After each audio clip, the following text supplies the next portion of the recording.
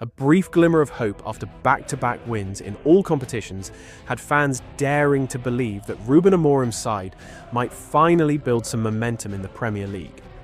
But just as quickly as optimism flickered, it was extinguished. Once again, United have left their supporters frustrated. Few could have imagined the depths to which this team would sink. A disastrous 2-0 defeat to Crystal Palace at Old Trafford wasn't just another loss. It was a damning indictment of the club's continued decline. This marks United's 7th home defeat of the league campaign, a dreadful record that sees them slump to 13th place, with a measly 29 points from 24 matches. And if that wasn't bad enough, the stats reveal a truly sobering reality. For the first time since 1983, Manchester United have failed to score in 4 consecutive matches against the same opponent. Their attacking play looks blunt, uninspired, and completely devoid of ideas. The problems that have plagued them since the start of the season have only deepened, and fans are growing increasingly anxious about where this club is headed. So, the question is, just how much worse can things get? The pressure on Ruben Amorim is immense. His team shows no signs of progress, and the crisis at Old Trafford is deepening with every passing game. Is there a way out of this nightmare? Or is this just the beginning of an even bigger collapse? Ahead of kickoff, Ruben Amorim made a surprise selection that raised plenty of eyebrows. Both Joshua Zirkzee and Rasmus Højlund were left on the bench. Amorim opted for Kobbie Mainoo as a false 9, a bold tactical experiment designed to capitalize on Mainoo's close control, movement and playmaking ability rather than relying on a traditional striker. And in the opening minutes, the idea showed real promise. Mainoo linked up smartly with his teammates, drifting into dangerous areas, and within just 5 minutes, he helped carve out a golden opportunity. Picking up the ball centrally, he switched play brilliantly to the right flank before delivering a low cross into the box for Alejandro Garnacho. The Argentine's shot, however, was well blocked. Moments later, United nearly found the breakthrough again. Amad Diallo slipped a precise through ball into Mainoo's path, and the youngster's shot had Dean Henderson beaten, only to rattle the post. It was a lively start, full of energy and intent, but as the first half wore on, the same all-too-familiar story unfolded. Despite taking 10 shots in the first 45 minutes, United never truly tested Henderson in the Palace goal. Their attacks lacked cohesion and cutting edge, and frustration quickly set in. And then, in the second half, the problems only deepened. The Red Devils' attacking play remained disjointed and toothless, utterly incapable of breaking down Crystal Palace's well-drilled defensive shape. Worse still, as United huffed and puffed in the final third, their defense once again crumbled under pressure. 64th minute, the turning point, a set piece, a moment of hesitation, and yet another costly defensive lapse. Fresh off the bench, Eberechi delivered a teasing free kick into the penalty area.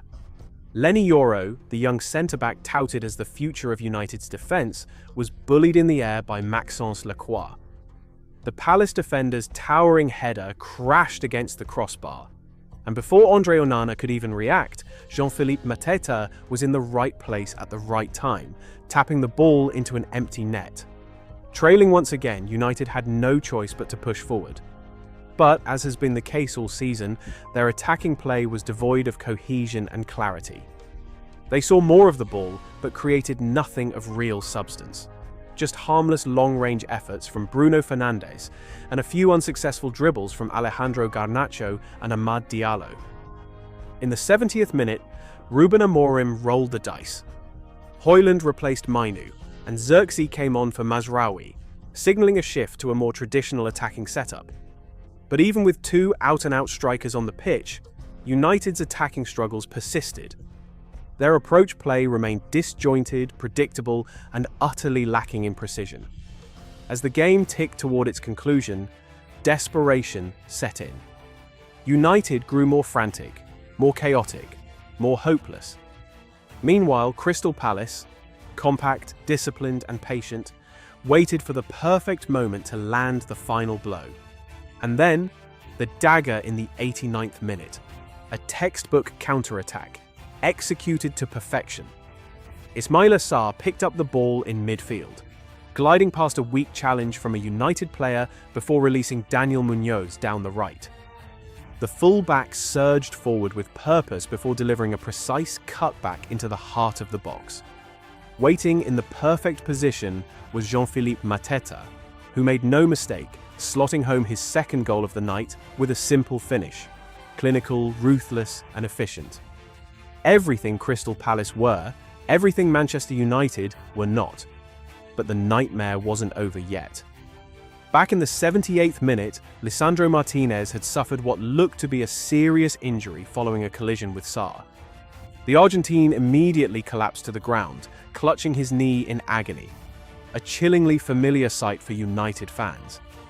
It was eerily reminiscent of the knee injury that sidelined him last April against West Ham, keeping him out for nearly 2 months. If history repeats itself, this could be a devastating blow for United during the crucial run-in of the season. As Martinez was stretchered off, Ruben Amorim stood on the touchline, head bowed, lost in thought. His team had collapsed. His defense was in shambles. And as the final whistle blew, the sense of crisis at Old Trafford had never felt more real. No boos, no protests, just silent acceptance. Manchester United's fans have grown numb to this kind of disappointment. On the other side, Crystal Palace's players erupted in celebration, while Ruben Amorim walked off quietly, bracing himself for yet another storm of criticism. This wasn't just about 3 points lost. It was a result that exposed the full extent of United's decline.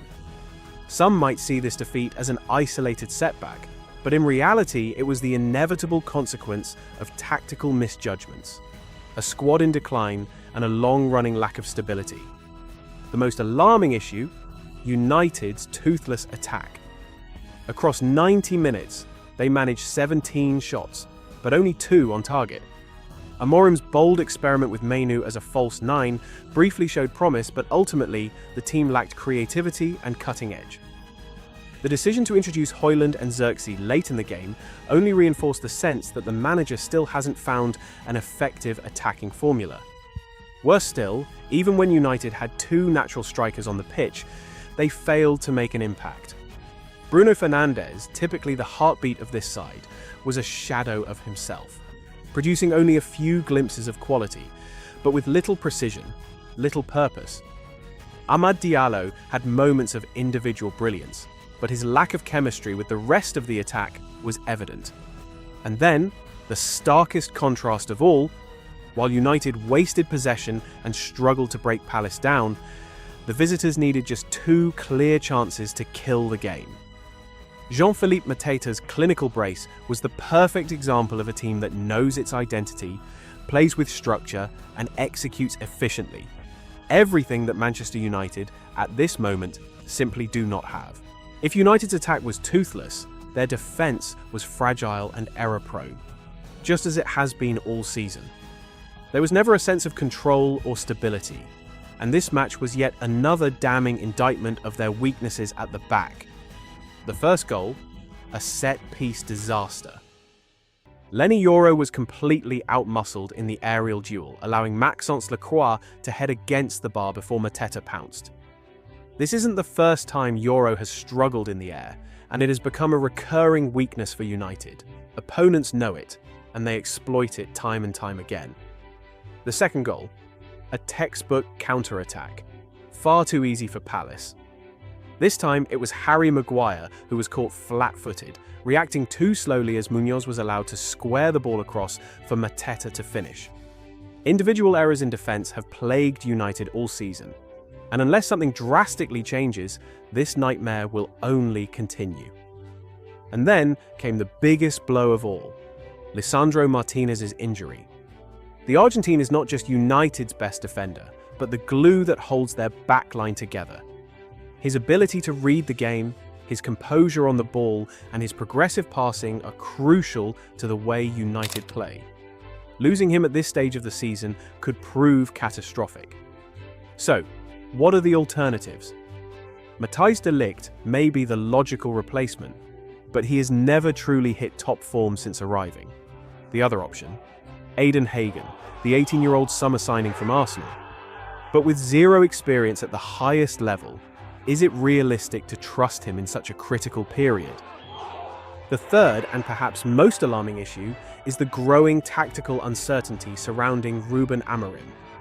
His decision to bench Rasmus Højlund and Joshua Zirkzee in favour of Kobbie Mainoo as a false nine was hugely controversial.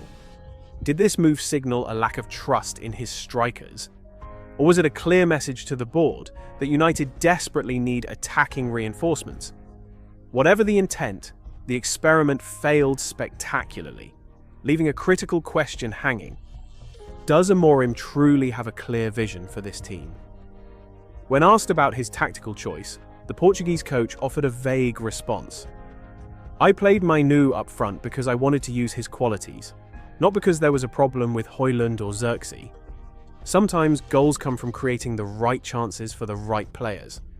Having two strikers doesn't automatically mean scoring more goals. But excuses won't cut it. The pressure on Amorim is now greater than ever. His record after 19 games at United: 8 wins, 3 draws, 8 defeats, simply not good enough. The fans are running out of patience, and unless there is a radical shift in both tactics and squad selection, his tenure at Old Trafford could be over sooner rather than later. More importantly, United must find solutions fast. If they fail to turn things around, they could be heading toward one of the worst seasons in the club's modern history. Thank you all for watching. If you found this video interesting and helpful, don't forget to like, share, and subscribe to support us. Be sure to hit the notification bell so you don't miss any exciting upcoming videos. See you in the next analysis.